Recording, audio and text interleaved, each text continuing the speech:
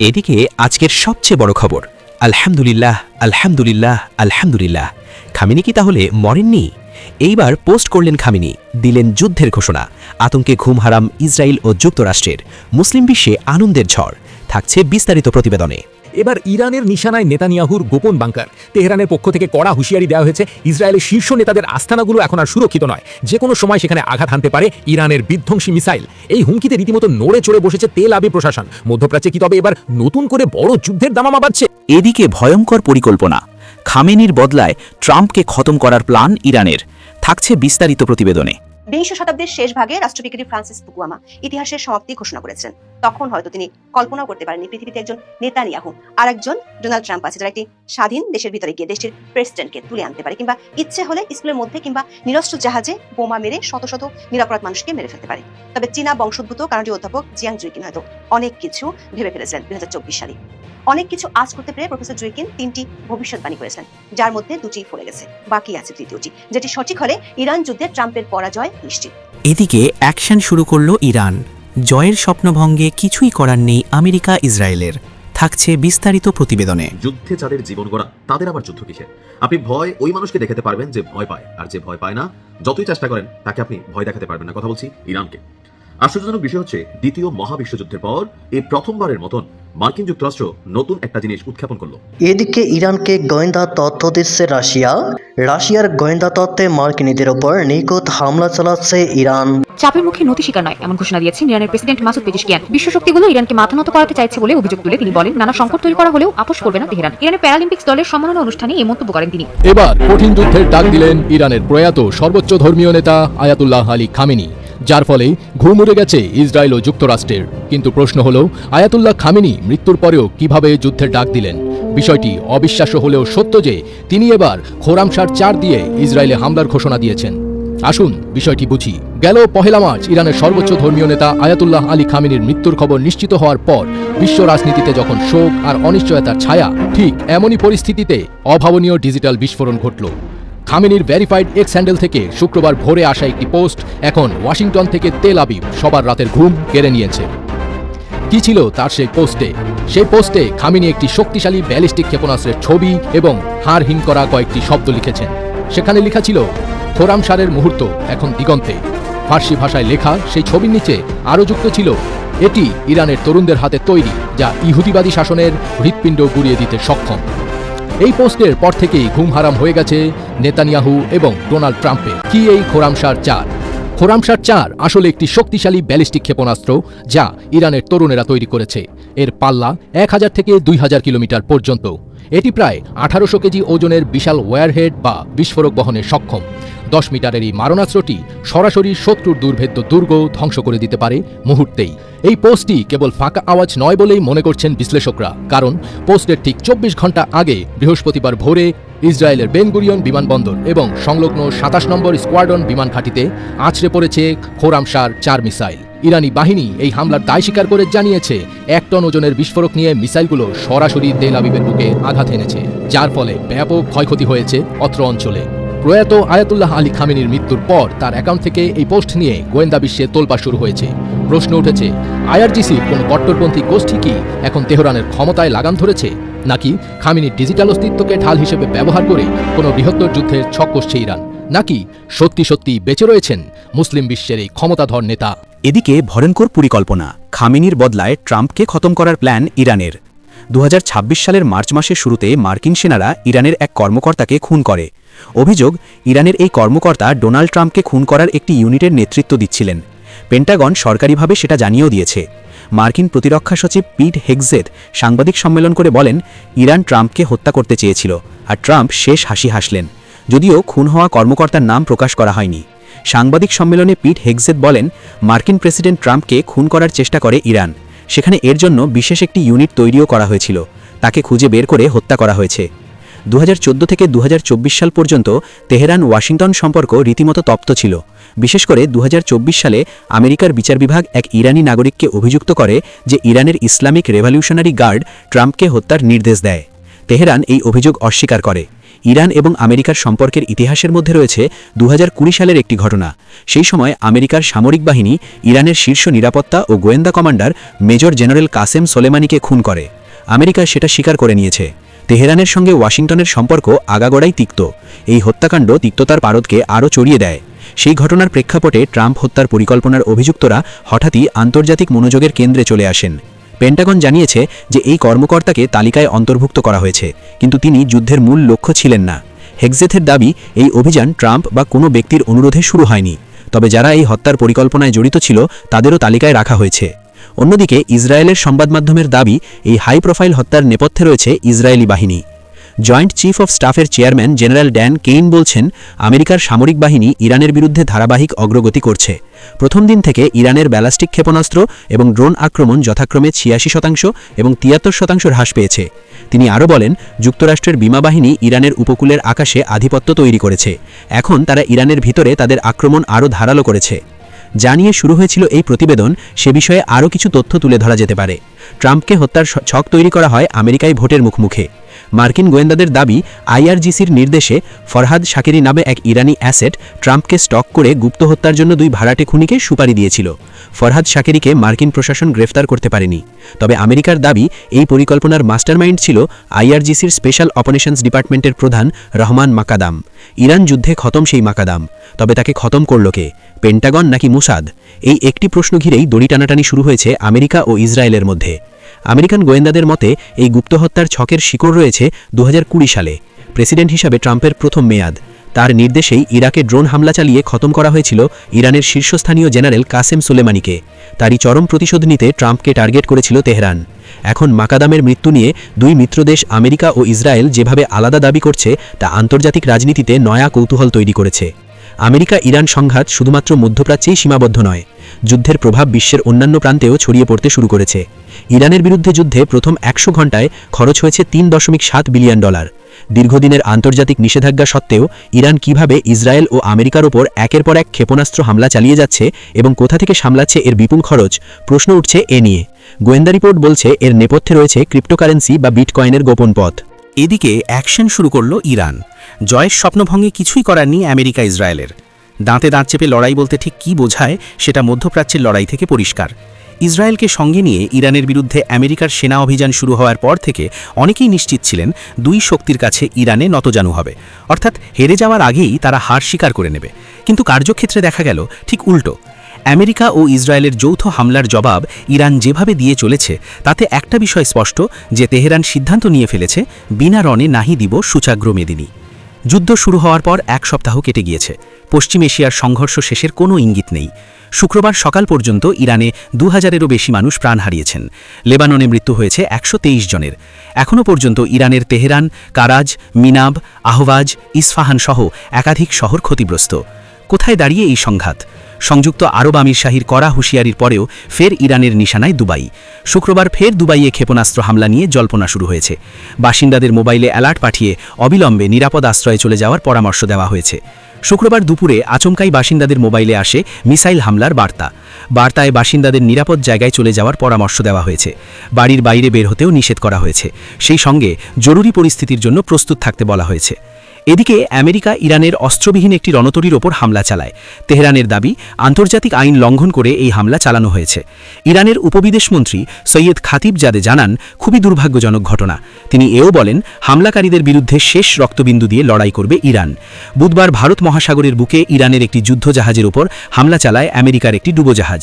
খাতিবজাদে বলেন, ভারতের আমন্ত্রণে বহুপাক্ষিক নৌ মহড়ায় অংশ নিয়েছিল ইরানের রণতরী ডেনা। সেই মহড়া শেষ করে দেশে ফিরছিল রণতরীটি। হামলা তখনই চালানো হয়।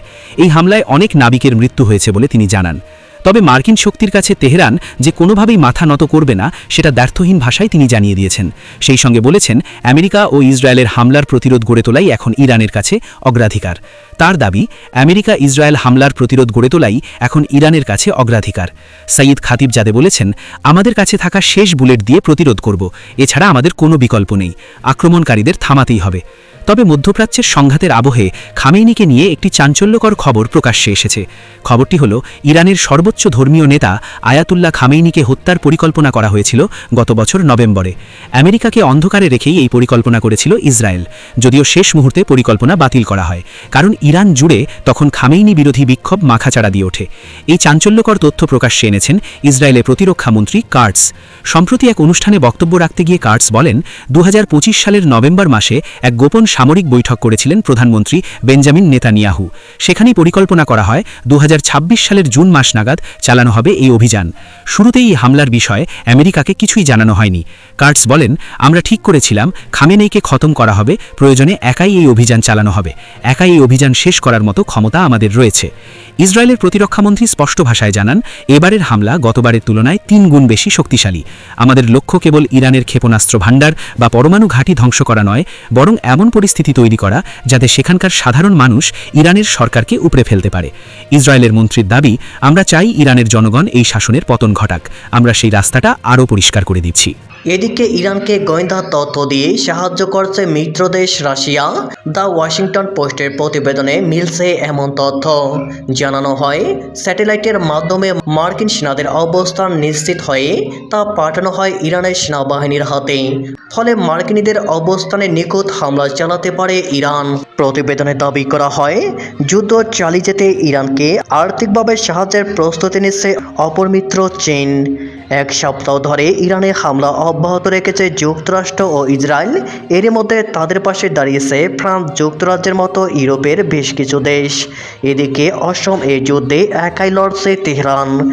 যুক্তরাষ্ট্র ইসরায়েলের নিন্দা ছাড়া অনেকটা নীরব রাশিয়া, চীন।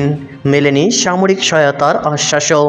গোয়েন্দা কার্যক্রমের বিষয়ে জানাশোনা আছে এমন 3 কর্মকর্তার বরাত দিয়ে ওয়াশিংটন পোস্টের দাবি, সরাসরি যুদ্ধে না জড়ালেও তথ্য দিয়ে পেছন থেকে ইরানকে সাহায্য করছে রাশিয়া।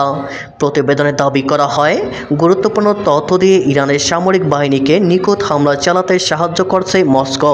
নাম প্রকাশে অনিচ্ছুক ওই কর্মকর্তা জানান, উন্নত স্যাটেলাইট ব্যবস্থা থাকায় মধ্যপ্রাচ্যে মোতায়েন মার্কিন সেনা যুদ্ধ বিমান ও যুদ্ধ জাহাজের অবস্থান সহজেই শনাক্ত করতে পারে মস্কো। আর এসব তথ্যই ইরানের সেনাবাহিনীকে জানিয়ে দিয়ে হামলায় সাহায্য করছে ক্রেমলিন। এমনকি বিভিন্ন হোটেল রেস্তোরাঁয় মার্কিন সেনাদের অবস্থান নির্ভুল তথ্য পাঠাচ্ছে তেহরান। মার্কিন গোয়েন্দা তথ্য অনুযায়ী ইরানকে সাহায্য দিতে এগিয়ে আসছে চীনও। এরই মধ্যে আর্থিক সহায়তার পাশাপাশি চীন বিভিন্ন সমরাস্ত্রের ক্ষুদ্র যন্ত্রাংশ পাঠিয়ে সাহায্যের প্রস্তুতি নিচ্ছে। 20 শতাব্দীর শেষ ভাগে রাষ্ট্রবিজ্ঞানী ফ্রান্সিস ফুকুয়ামা ইতিহাসের সমাপ্তি ঘোষণা করেছেন। তখন হয়তো তিনি কল্পনাও করতে পারেননি পৃথিবীতে একজন নেতানিয়াহু আর একজন ডোনাল্ড ট্রাম্প আছে, যারা একটি স্বাধীন দেশের ভিতরে গিয়ে দেশটির প্রেসিডেন্টকে তুলে আনতে পারে, কিংবা ইচ্ছে হলে স্কুলের মধ্যে কিংবা নিরস্ত্র জাহাজে বোমা মেরে শত শত নিরপরাধ মানুষকে মেরে ফেলতে পারে। তবে চীনা বংশোদ্ভূত কানাডীয় অধ্যাপক জিয়াং জুইকিন হয়তো অনেক কিছু ভেবে ফেলেছিলেন 2024 সালে। অনেক কিছু আজ করতে পেরে প্রফেসর জুইকিন 3টি ভবিষ্যৎবাণী করেছেন, যার মধ্যে 2টি ফলে গেছে, বাকি আছে 3টি, যেটি সঠিক হলে ইরান যুদ্ধে ট্রাম্পের পরাজয় নিশ্চিত। কিন্তু এটাকে কল্পনা করা যায়? অর্থে আর অস্ত্রে ইরানের সাথে যুক্তরাষ্ট্রের তুলনা অবাস্তব। চীনের নস্ট্রাডামাস খ্যাত জিয়াং জুইকিনের মতো অসম্ভব রকমের অবিশ্বাস্য ভবিষ্যৎবাণী না করলেও বিশ্লেষকদের ধারণা পাল্টেছে গত 1 সপ্তাহে। শুরুতে যেটাকে ভাবা হয়েছিল ট্রাম্পের মাস্টার স্ট্রোক, বিশ্লেষকরা এখন সেটাকেই মনে করছেন ট্রাম্পের ক্যারিয়ারের মস্ত বড় ভুল। যুদ্ধের শুরুর দিকে ট্রাম্প দাবি করেছিলেন ইরান 10 বছরের জন্য শেষ হয়ে গেছে এবং তাদের বিমান ও নৌবাহিনী নাই হয়ে গেছে। কিন্তু বাস্তব চিত্র ভিন্ন কথা বলছে।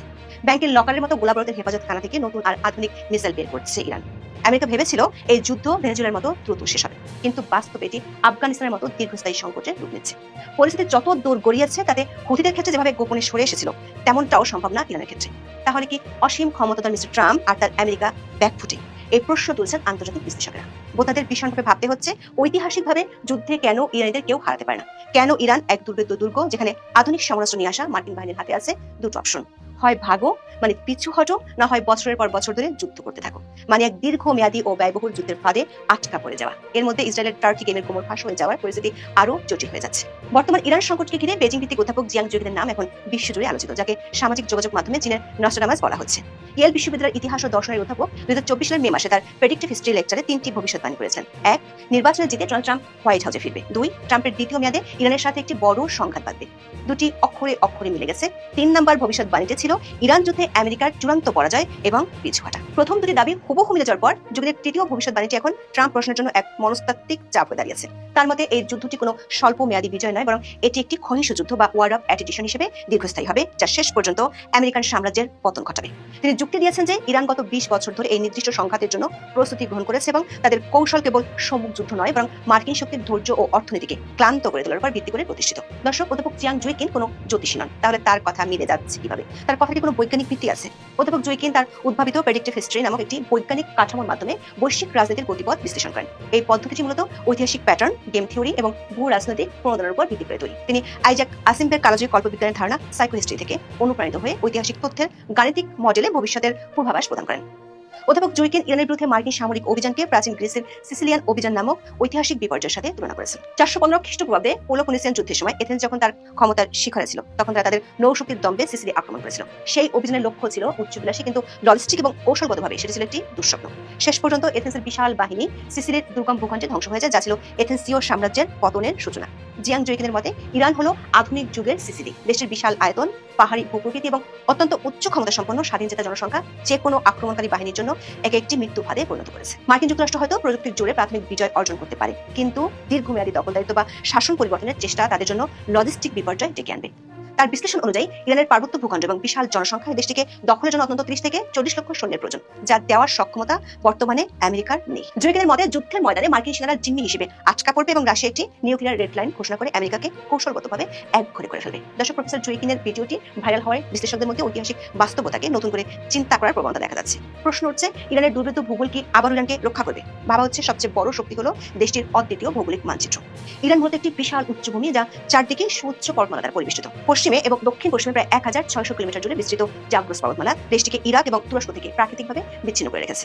উত্তরে আছে আলবোর্স পর্বতমালা, যা কাস্পিয়ান সাগরের উপকূল বরাবর বিস্তৃত। সেখানে আছে ইরানের সর্বোচ্চ শৃঙ্গ মাউন্ট দামাভান। এই পার্বত্য অঞ্চলে ট্যাঙ্ক বা ভারী সাজোয়াজান চালানো প্রায় অসম্ভব, যা বিদেশি বাহিনীকে গেরিলা আক্রমণের সহজ শিকারে পরিণত করে। সে কারণে স্থলপথে সৈন্য পাঠাতে চান না ট্রাম্প। কুর্দিদের দিয়ে আক্রমণের চেষ্টা করছেন। এমনকি আলেকজান্ডার দ্য গ্রেটের সময় থেকে রোমান এবং অটোমান সাম্রাজ্য পর্যন্ত সবাই ইরানের এই পার্বত্য ভূখণ্ডের কাছে নতি স্বীকার করতে বাধ্য হয়েছিল।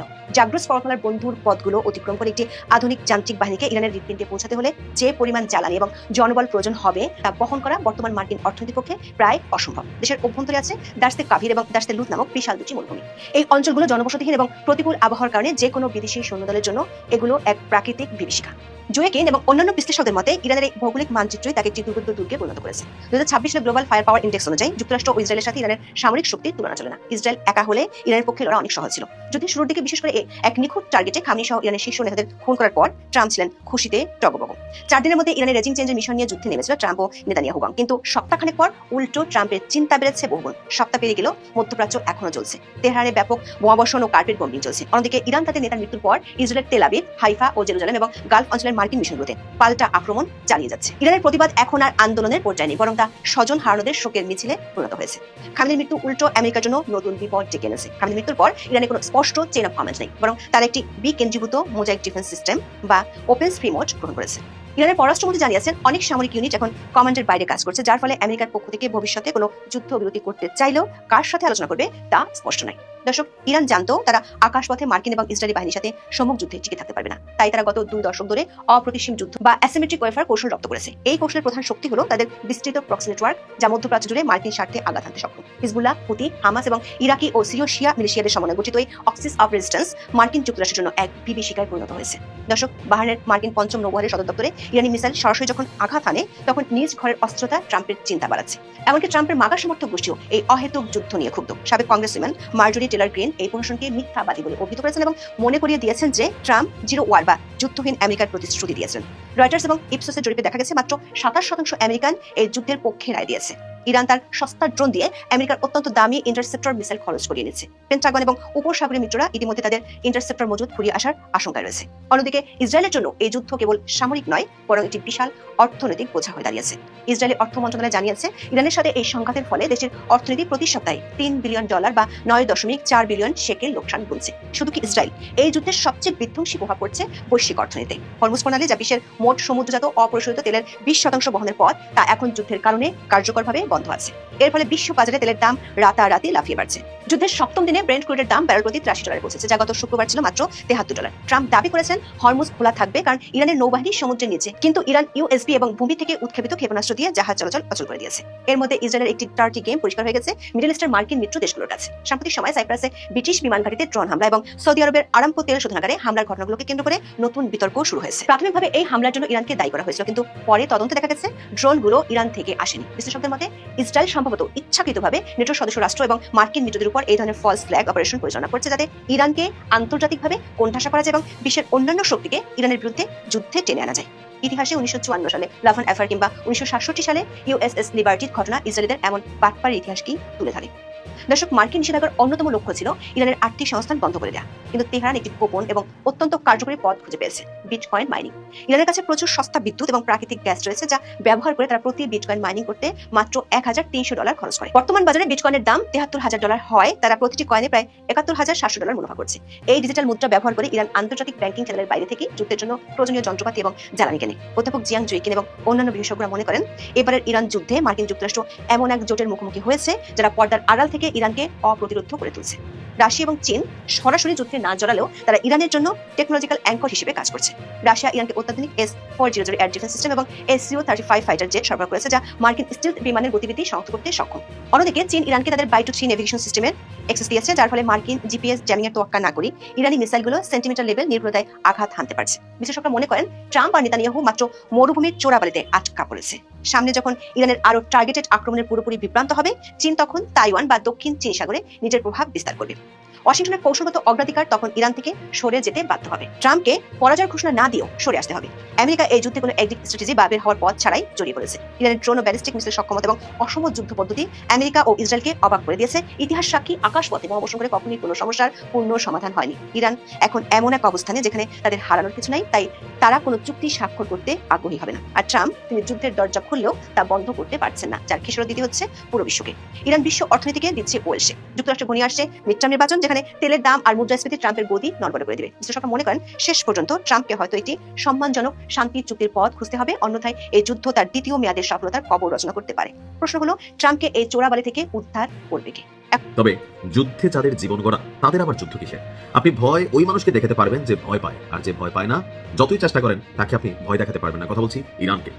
আশ্চর্যজনক বিষয় হচ্ছে, দ্বিতীয় মহাবিশ্বযুদ্ধের পর এই প্রথমবারের মতন মার্কিন যুক্তরাষ্ট্র নতুন একটা জিনিস উৎক্ষেপণ করলো। আমেরিকা দ্বিতীয় বিশ্বযুদ্ধের পর এই মেশিনারিজটা আর কখনো ব্যবহার করে নাই, আর আজকে প্রথমবারের মতন করলো। কেন?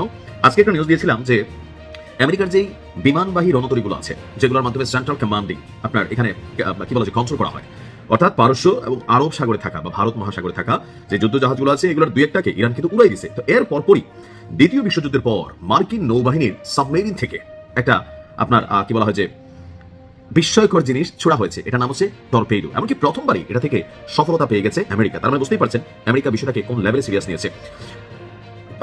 মার্কিন নৌবাহিনীর সাবমেরিন থেকে ছোড়া টর্পেডোর আঘাতে ইরানের একটা যুদ্ধজাহাজ ধ্বংস করে দেওয়া হয়েছে। শ্রীলঙ্কার কাছে ভারত মহাসাগরে গত বুধবার আমেরিকার হামলায় ইরানি যুদ্ধজাহাজ IRIS ডেইনা এটা গভীর সমুদ্রে সলিল সমাধি হয়ে গেছে। পেন্টাগন এখন পর্যন্ত হামলাকারী সাবমেরিনটির নাম প্রকাশ করেনি। ওই দিন সকালে প্রতিরক্ষা দপ্তর একটা ভিডিও প্রকাশ করে, যেখানে দেখা যায় ইরানের যুদ্ধজাহাজটির পেছনের অংশে একটি টর্পেডো অতর্কিত আঘাত এনেছে এবং বিশাল জলরাশি আকাশের দিকে উঠে যাচ্ছে, অনেকটা সাইক্লোন আসলে যেমন পানিটাকে ঘুরাইয়া উপরের দিকে তুলে ফেলে। হামলায় জাস্ট একটা টর্পেডোর হামলায় এত বড় যুদ্ধজাহাজটি দ্বিখণ্ডিত হয়ে গভীর সমুদ্রে তলিয়ে যায়। এক ব্রিফিং এ পেন্টাগন থেকে মার্কিন প্রতিরক্ষা মন্ত্রী পিট হ্যাগসেট সে বলছে, এই ঘটনাটা হচ্ছে নীরব মৃত্যু। অন্যদিকে জয়েন্ট চিফস অফ স্টাফের চেয়ারম্যান জেনারেল ড্যান কেইন তিনি বিষয়টিকে পেশাদার দৃষ্টিভঙ্গিতে ব্যাখ্যা করে বলেন, টর্পেডোটি তাৎক্ষণিকভাবে প্রভাব সৃষ্টি করতে সক্ষম হয়েছে। তথ্য বলছে যে 32 জন ইরানি নাগরিক এখানে জীবিত উদ্ধার হলেও জাহাজটিতে 180 জন ইরানি নৌবাহিনীর সদস্য ছিল, তার মধ্যে 148 জন ক্রু তারা শাহাদাত বরণ করেছে। ইউএস নেভি হিস্ট্রি অ্যান্ড হেরিটেজের তথ্য মতে সর্বশেষ 1945 সালের 14 আগস্ট মার্কিন সাবমেরিন USS টর্ক সেখান থেকে শত্রুপক্ষের জাহাজে এই ধাঁচের টর্পেডো ছোড়া হয়েছিল। তখন জাপানের একটি 750 টন ওজনের একটি জাহাজ এটাকে সমাধি করে দিয়েছিল গভীর সমুদ্রের বুকে। এরপর থেকে বর্তমান সময় পর্যন্ত মার্কিন সাবমেরিনগুলো অত্যন্ত বিপজ্জনক এবং সংবেদনশীল গোয়েন্দা মিশনে নিয়োজিত থাকলেও কোনো জাহাজ ডুবানোর কাজে তারা এই টর্পেডোর ব্যবহার করেনি। তবে 1991 সালে অপারেশন ডেজার্ট স্টর্ম এবং আপনার ইরাক, আফগানিস্তান, সোমালিয়া, লিবিয়া, ইয়ামেনের যে বীররা আছে, তো সেখানেও মাঝে মাঝে আপনার এখান থেকে ক্রুজ ক্ষেপণাস্ত্র বা চমক মিসাইল ব্যবহার করার ঘটনা আমরা দেখেছি। তো বলা হচ্ছে যে ইরানি যুদ্ধজাহাজ ডুবাতে মার্ক 48 হেভিওয়েট টর্পেডো ব্যবহার করা হয়েছে। 1972 সালে প্রথম অন্তর্ভুক্ত হওয়া এই টর্পেডোটি সময়ের সঙ্গে আধুনিকায়ন করা হয়েছিল। প্রায় 3800 পাউন্ড ওজনের এই টর্পেডোটি সোনার ব্যবহার করে লক্ষ্যবস্তু খুঁজে বের করে এবং জাহাজের নিচে গিয়ে বিস্ফোরিত হয়। এই বিস্ফোরণে সৃষ্ট গ্যাসের বুদবুদ জাহাজের মূল মেরুদণ্ডটি ভেঙে দেয়, ফলে জাহাজটি দ্রুত 2 টুকরো হয়ে যায়। সামনে আরো অনেক কিছু হয়তো আমরা দেখবো। এই লড়াইটা আমি জানি না কত দূর যায়।